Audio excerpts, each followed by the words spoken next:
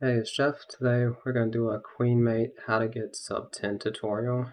Um, Anything that I talk about is going to be able to be applied to any of the end games and whatever level you're trying to get to, like whether you're trying to break the world record or just improve 1 second, 5 seconds, 20 seconds. It's all the same, like basic idea. So if you're struggling to get to a certain level, then this should help you out with everything. The only thing I don't think I'll do is give every single line that I use, just so I kind of stay competitive, since I put myself at a disadvantage if I'm one of the few people that actually records my solves.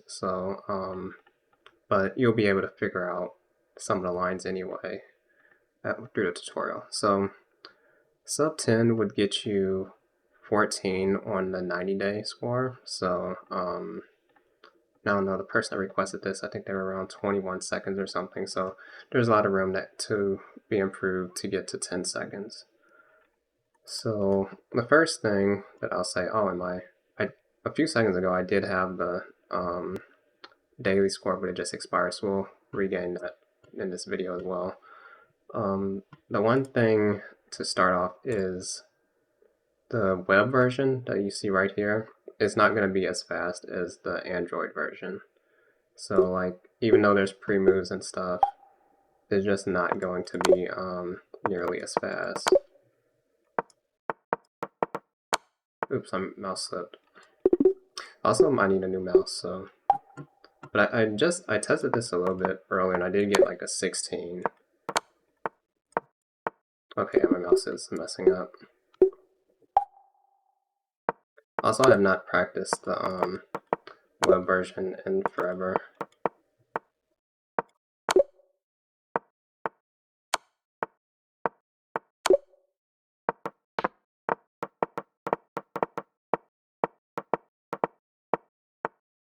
Okay, about 18 seconds.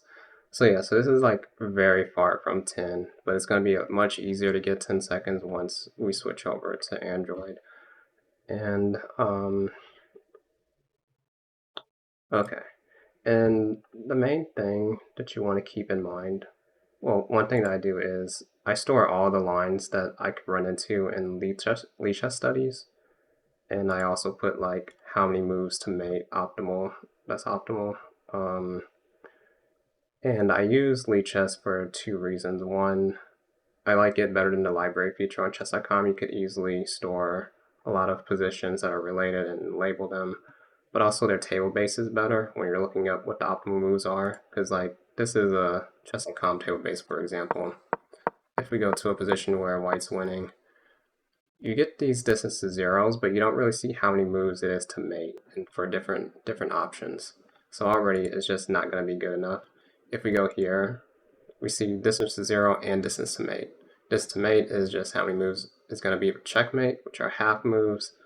And the way to calculate, like from this position, how many moves it is that you would have to make, you would divide this number by 2 and then add 1. So it would be mate in 4, basically. That's what this the mate 6 means, it's mate in 4.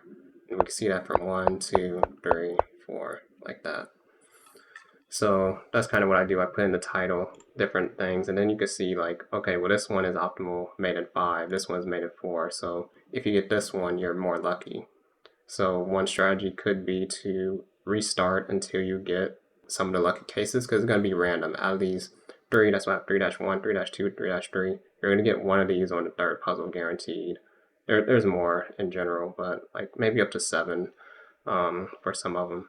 But that's kind of how you look at it, is some puzzles are just not going to get you good times, and also it cuts down the amount you need to memorize. If you know, okay, you'll just practice over and over until you get the lucky case, and then you know what moves you're going to play for it. So generally the computer does the same thing every time for the most part. Sometimes it switches things up, but you can usually, if you memorize enough, you'll find patterns that it goes into. Like this, when you get this puzzle, you do these same moves every time. It's just forced. So there's a lot of stuff like that that goes into it. Um, and yeah, so that's kind of what you would want to do. You want to set up positions you run into. You could even record yourself and then compare after, or just once you find a puzzle, go into the practice mode and then practice the optimal solutions. You could also get how fast you are when you do it that way. And yeah, so to get 10 seconds though, you could do like 2 seconds per puzzle for 10 seconds exactly. But then to get sub 10, one of those two should be like a 1, and then you get 9 point something. So that's definitely easy to do. And I'll show that in a moment. I'm just trying to figure out, is there anything else I need to show on this page? I mean, I can show you some of the lines that I use. So like for this one, go like this, and this one like that. And a lot of these, whenever there's a update to the chess.com app, the optimal lines will change, so you would have to relearn a lot of stuff over again. But some of these are just forced no matter what. And like for the fifth puzzle, that one's not that good. So this one is kind of useful. Although it's kind of hard to pull off. There might be some other ones. Like, I don't think I get too many records with this puzzle. Before they updated it, this was a really good line because I could just go here and then go down here and then checkmate or something like that. Or it's like this and then bring it and checkmate. But they did change stuff, so it's a little bit trickier to get a high score for this one in particular. But basically that's all you have to do. You have to just play around and see what the optimal solutions are, and do you run into it a lot if you practice it against the computer. And then you just have to have like good reaction time and skills with moving the pieces without like mouse slipping or finger slipping if you're just on mobile and stuff. So okay, so let's go to this, and you could do practice mode, but then you only get to practice one of the puzzles, like this one that we just talked about. Okay, I mouse slipped. I'm supposed to go to this up 2 square. And also that was a mistake too, where so that was 4 seconds. So I could also just keep practicing until I get 2. But then you also have to keep in mind that you have to react to realize this is the puzzle and then also do it. So that was 3. You just do it like over and over again until you actually feel confident in it. So 3.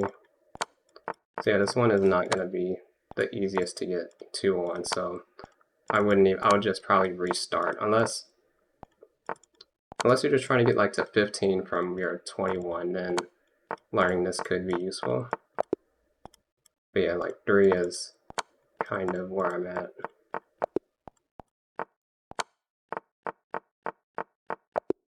So yeah, I'm not really going to get anywhere with that one.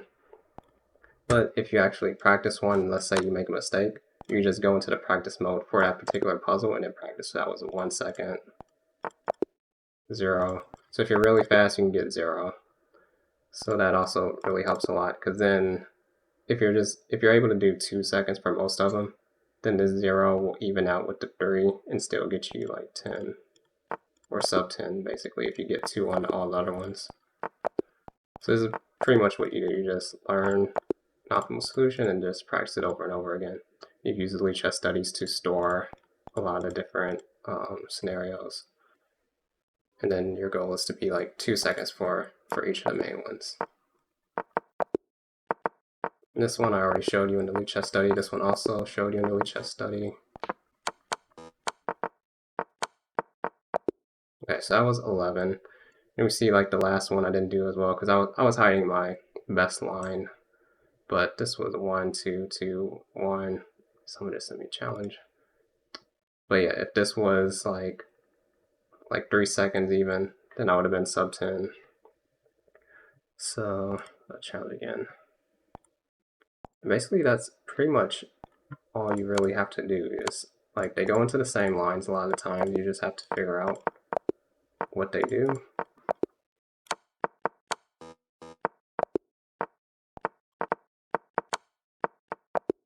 Okay, 10. So yeah, this was a 3 and this was a 3. And yeah, when you get to 0, it's fine.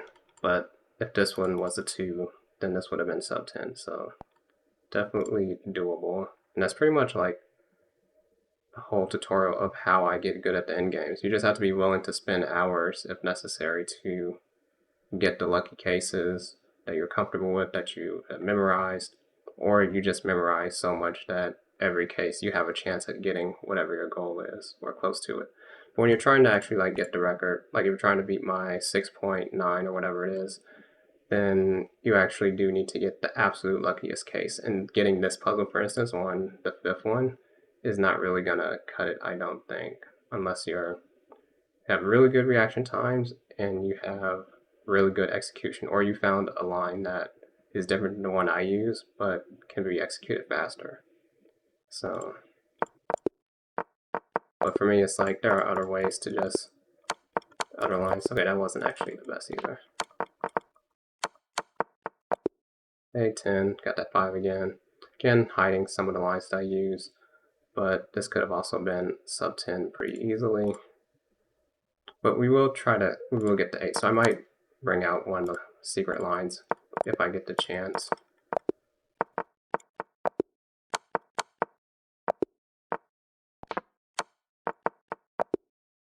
9, still didn't get there though.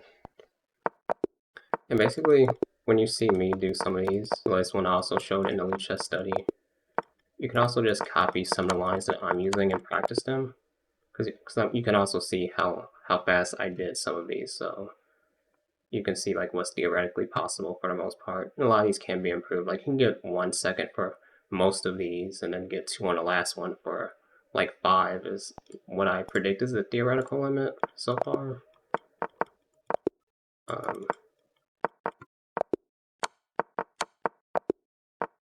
This one I hate. I haven't learned the optimal thing for this one yet. Okay, that was a 4 seconds. Okay, that was a mistake.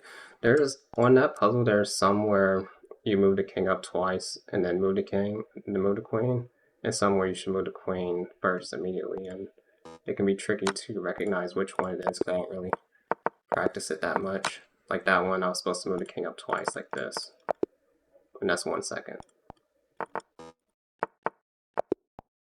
But then there's another one where you'd go here, and if the king is somewhere else, you'd move the queen up, and then go like that.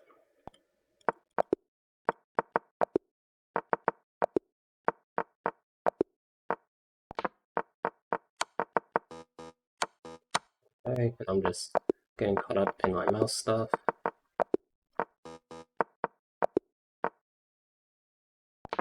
And I hate the way that you have to promote on this. It takes up so much time and causes a lot of mistakes.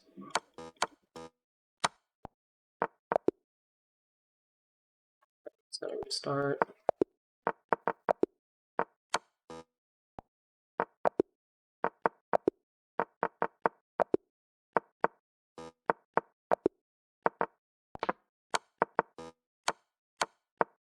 Okay, that was bad. Mouse slipped like 5 times.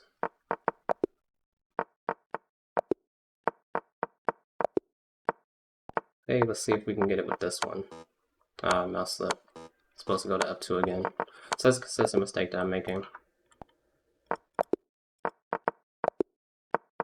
Oh, that was the one where you're supposed to go with the queen. And then I mouse slipped. I was trying to move the queen to G6. And then move the king up.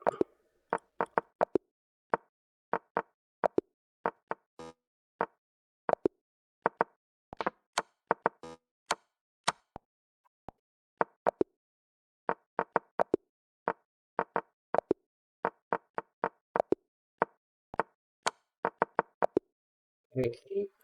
So this was one where 2, 2, 2, and then the 0. Okay, you still didn't beat them yet, though. So you have to be a little bit faster.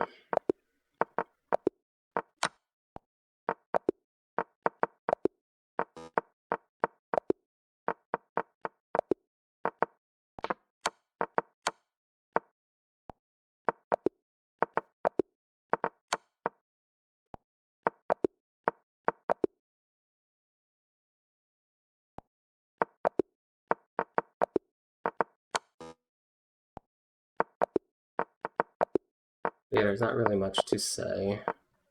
It's already been said. Do have this one again. Okay, 4. It's difficult because you have to react and try to execute it.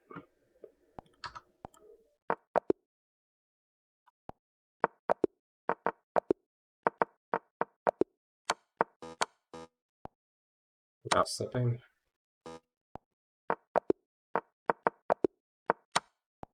And that one I can't react to which puzzle it is, so I just guess all the time.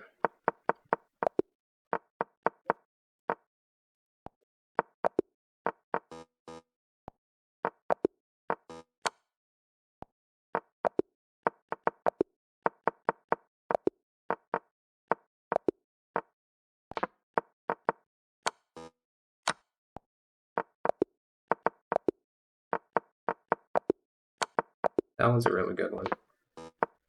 Oh, we could have had it.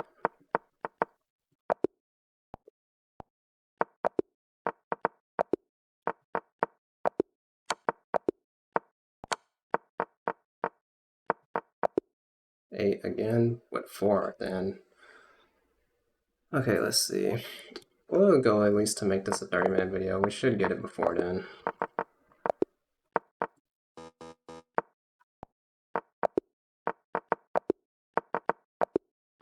And that way you also get like most of the lines that I use anyway.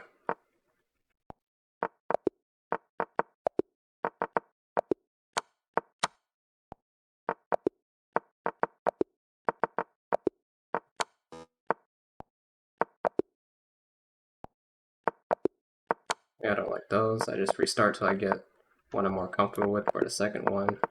Like that.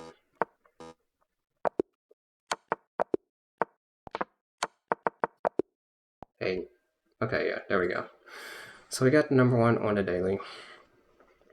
And that's pretty much it. You just practice, you learn optimal lines, because if you're using one extra move, that's gonna just waste time. You need to learn optimal solutions and practice them. There's like not really much to it other than that. So hope you enjoyed. See you in the next video.